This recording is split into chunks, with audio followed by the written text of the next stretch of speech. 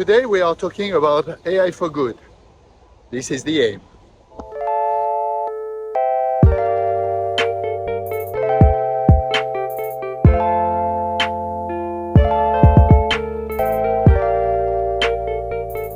In the aim, as you remember, we are monitoring AI. AI as in artificial intelligence, AI as in augmented intelligence in my eyes.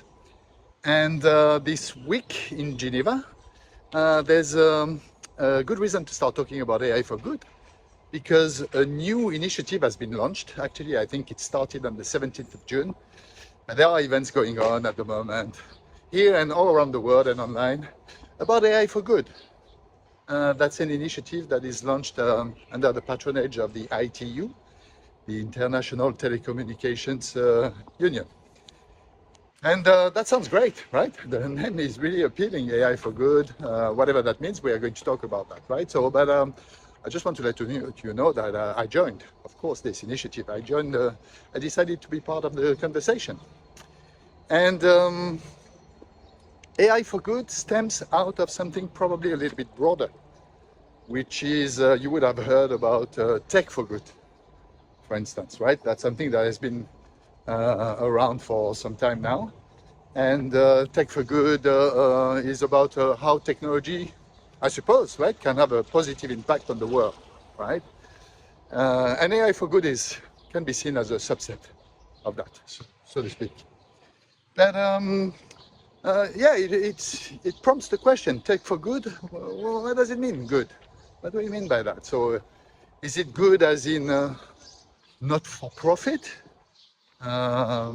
philanthropic, altruistic? That could be one, and that's probably the one which is put forward the most often.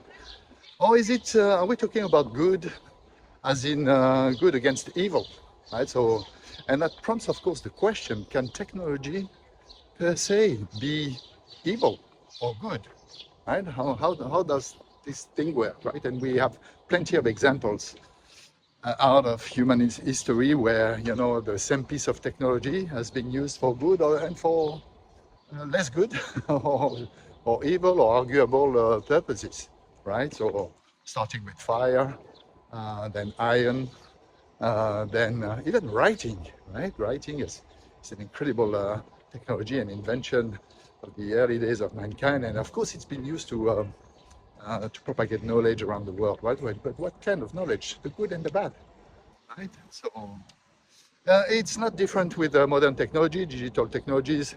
I'm not mentioning nuclear power, which is another very controversial technology that people think should have been forgotten as soon as we invented it, but there's no way back with technology as we know it, right? There's no way we can go back. It's there, and we just have to take advantage of it eventually. So that's probably the first thing we can say about tech for good. It's not good per se or bad per se or evil per se. It comes down to an introspection into our own hearts and souls. What are we going to use it for? Right? For which purpose? For which cause? For what sort of goals? Right? So that's a first consideration to have inside our mind. But generally speaking, as I said, tech for good is perceived as having the characteristics of something that is going to have a positive impact on the world. It's going to help addressing global causes and social problems, and that's very likely what's the reason behind AI for good, right? It's part of the United Nations program to feed into what is called the Sustainable Development Goals. Maybe you've heard of that. Sustainable Development Goals there are 17 of them. I'm not going to list them there, but there will be a reference in the comments on this post. But AI for Good is for the United Nations a question about how AI is going to help achieving these goals, very ambitious goals in the space of, you know, eradicating poverty, hunger, solving large-scale problems around climate, access to water resources, all these things, 17 goals. So is AI going to be a silver bullet, or at least a new major contribution to that is what we are talking about with this AI for Good initiative, starting these days in Geneva. More generally speaking, Tech for Good is going to be a movement, especially in the private industry, to incentivize and to encourage private ventures, private actors of society to to apply technology for healthy, commendable outcomes and impacts on the world, right? So, and you would see a lot of groups, clubs, associations, initiatives on LinkedIn, in the different business forums around the world, in the main areas, would that be in Europe or in America or in Asia, around that. Okay, so Tech for Good, which drives me to discuss about, what can in this world lead to a change, right? Who are the actors of change in this world? And the traditional view is that there would be probably three types of actors. The first one being governments, right? Governments are presumably most of the time these days the outcome of democratic elections during which we elect representatives of the broader people or nation or confederation. So the kind of governments we're talking about here are not necessarily the autocratic ones, although there are forms of governments like dictatorship and authoritarian regimes are certainly part of that. But we're talking primarily about representative governments, right? Where that would be republics, significantly, that would be parliamentary monarchies, confederations and federations, typically governments where these representatives have been elected to represent the people and to make decisions on their behalf, right, on important topics, and set debate and define a set of rules and regulations that are going to govern to the day-to-day life of the population, right? So these are, of course, premium actors of change. They define laws, they define rules, guidelines, standards, all these kind of things. Okay, that's number one. Actor number two, as a driver and agent of change, private corporations.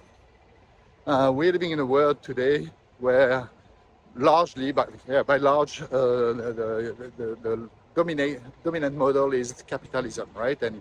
And the right to enterprise and to private ventures, right? And in Europe, in America, in Asia, really all around the world, we've got this model where private ventures are started every day and invested, funded by stakeholders, by shareholders, by governments. Sometimes some of these companies can be mixed interest, public-private partnerships, but they have their own agenda, and their agenda is to produce services and products in a specific field for specific purposes, but generally speaking, with one primary goal in mind, which is profit, generating returns, superior returns for their shareholders, right? So that's what they are meant for. And even if they are not for profit, funded by government and not expected to make, to pay back the capital, they are there to produce superior results and reinvest their benefits, their proceedings into research and development to continue the presumably virtuous cycle of innovation, etc. Right? So private companies, or let's call that companies, private ventures, and this would include, in my eyes, also, as I said, not for profit or non-governmental organizations. They are private ventures, in my eyes, and religions. Really, at the end of the day, I mean, we're living in an age where, there's been for a while now, in most countries, clean-cut separation between spiritual power and political power, right? In France, in England, in Americas, in Europe in general. There's only a few countries left where the law is actually the spiritual law, right? For instance, in some Muslim countries, there's still the Sharia, right, which is at the heart of the legal system, right? And there's a sort of collusion and confusion between political and spiritual power. But generally speaking, religions would be, in my eyes, part of a private ventures world. So yeah, it's a bit long-winded, but I think it's important. And then the third agent of change in society, that's us. That's us, individuals. But individuals with multiple facets.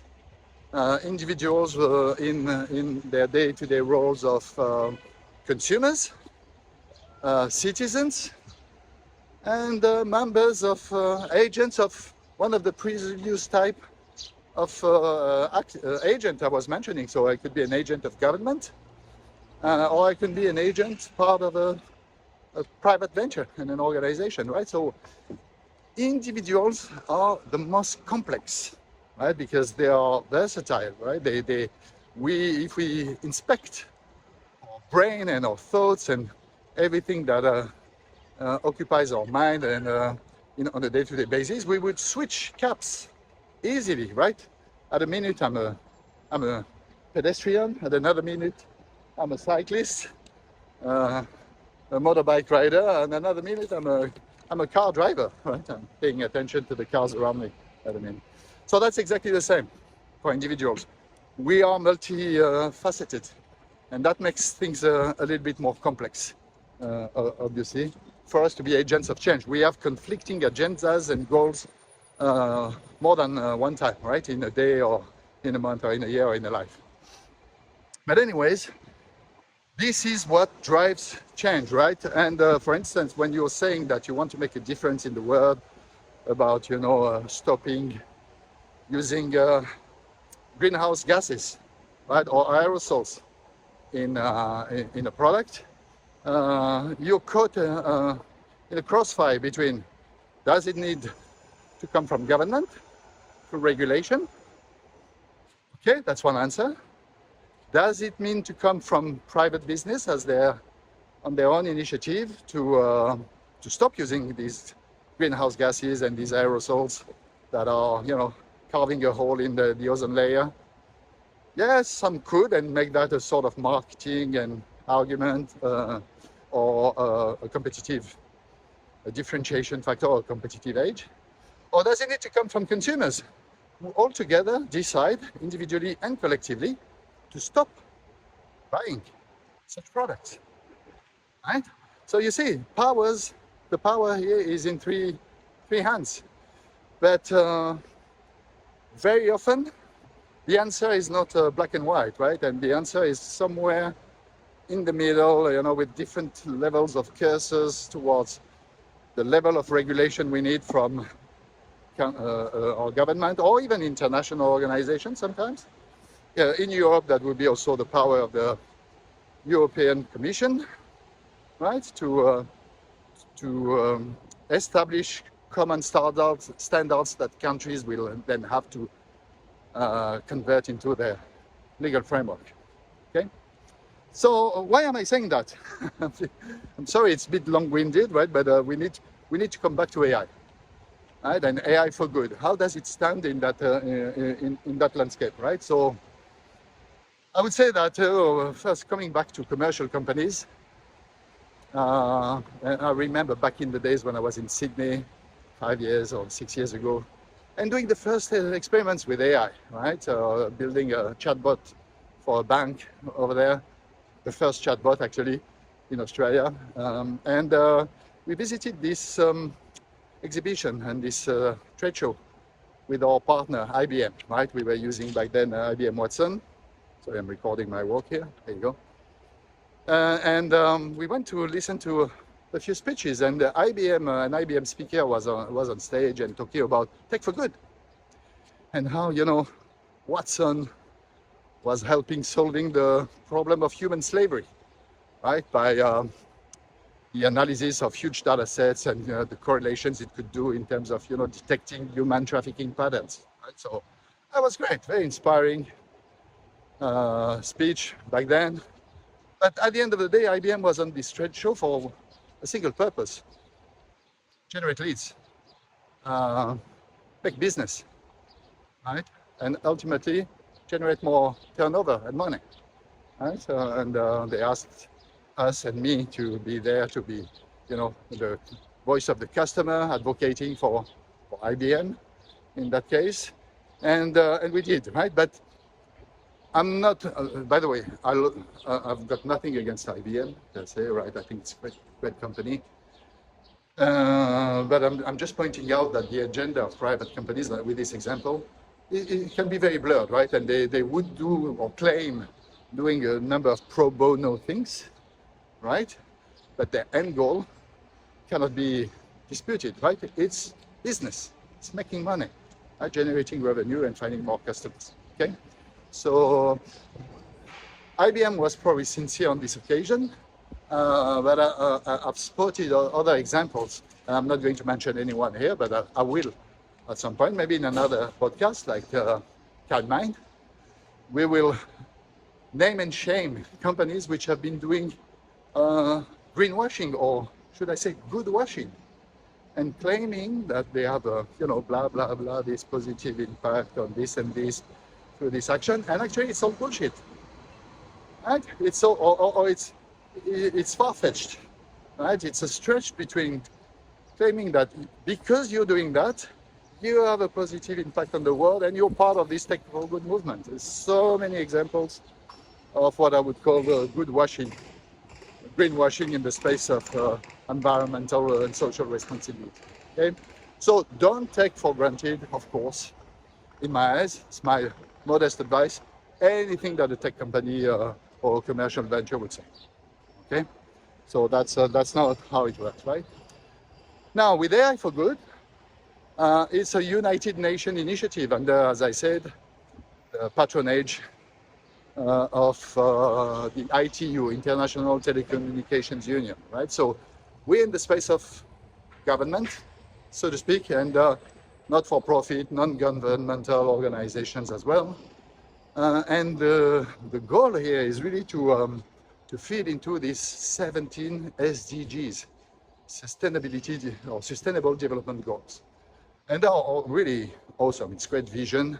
I'll talk about it again in the other podcast, Mind, because I think it's commendable and needs to be really evangelized and socialized more broadly.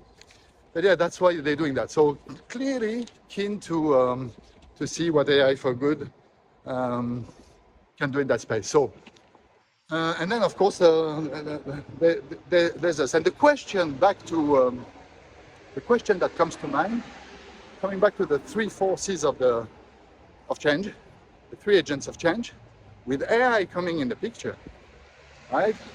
I'm asking myself, is it going to augment each of the agents equally, right? Or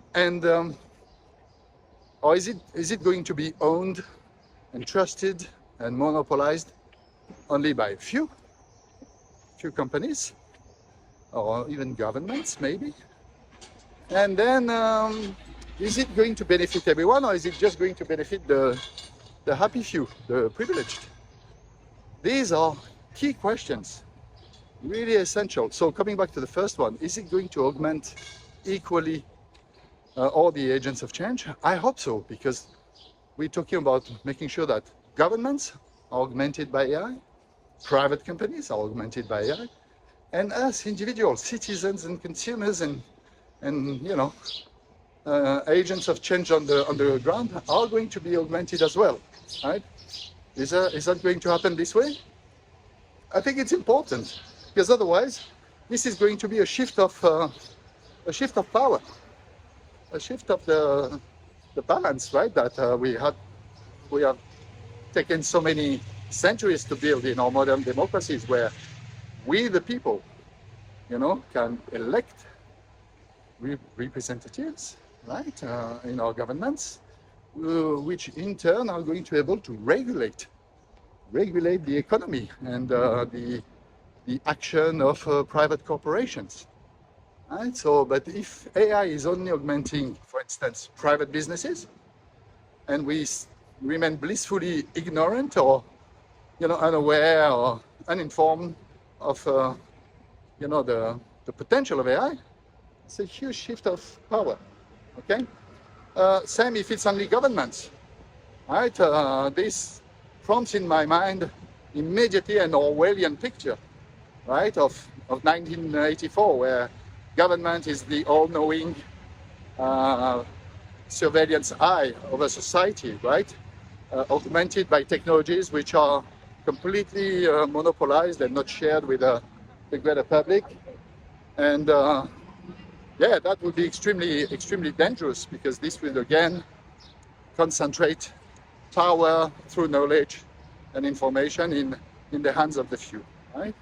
So there's really this question of making sure that everyone accesses AI equally, right? And that it's accessible, it's open, it's available, right? In sufficient quantities, not drip-fed, but to everyone, right? So that's one questioning, talking about AI becoming a commodity for everyone, right?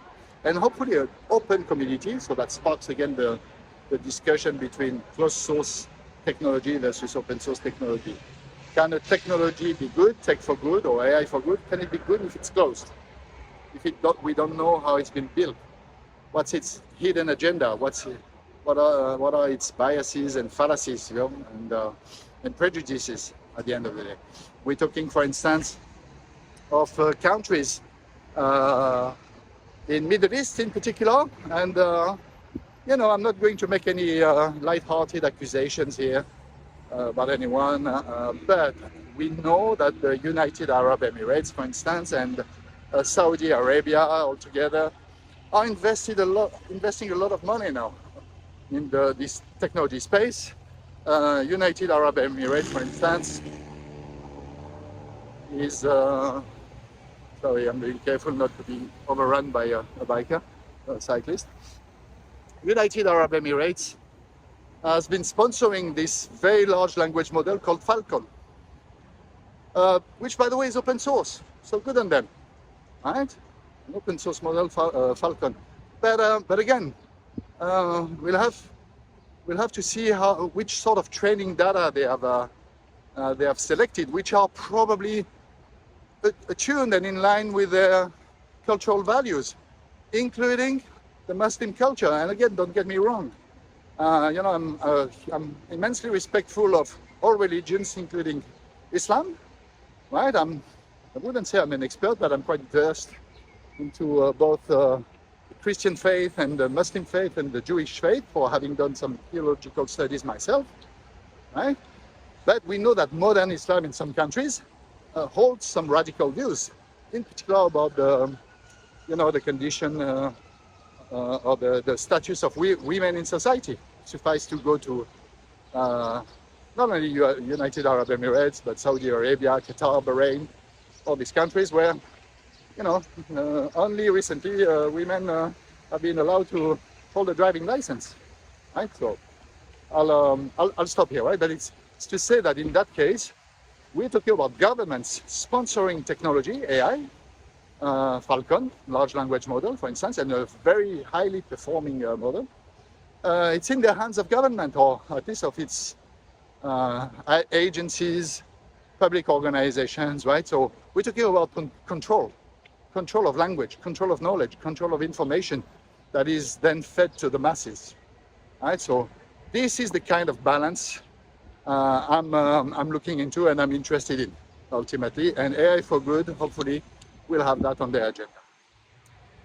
And then there's probably a third possibility, that a theoretical one, that in this landscape of being agents of change in the world, good or bad, is that AI becomes an agent per se, independent from governments, independent from companies, independent from us individuals, or at least AI would be controlled and held only by a few private companies. And the suspects are obvious these days, right? Their name is Microsoft, Meta, Google, just to talk about the American ones, Mistral in Europe, Alibaba in Asia, Amazon. So what will happen if, again, you could say that's private ventures, but what will happen if AI in the hand of these corporations become a thing per se? I'm talking here about scenarios like the singularity, and which could go either way, right? Into the Gaia utopia, right, of a global conscience at planetary scale, right? So with an AI which would really help us solving global problems that are beyond our human comprehension and cognitive abilities, right? So that would be the Gaia hypothesis. Or the Skynet one, AI taking over, right? So this is still a possibility, and of course we won't be there to talk about AI for good if that's the case, right? AI would start questioning itself whether or not humans are any good at all. Okay. So AI for good, I'll be part of the conversation, of course, and I'm feeling really lucky that it's taking place in Geneva, beautiful Geneva. It's a glorious morning today, so finally summer seems to be here. I'll be part of this conversation because it's an important one, because the main fight for me, for AI to be any good, just like any piece of technology, is that it's open, available, accessible, and equally to everyone, regardless of or country of origin, or position in society, or in companies, or level of income. It is urgent that AI becomes a commodity, a public service, right? I'm a strong believer that it's going to lift the floor for everyone, governments, companies, small businesses and large businesses, and us as parents, as partners, colleagues, actors of society. It's going to elevate the floor of intelligence, as long as we make sure that it's not monopolized and trusted by a few hands with hidden intentions and agendas. That's it for today. This is the M. We're talking about AI, monitoring augmented intelligence and AI technologies as they unfold in front of our eyes.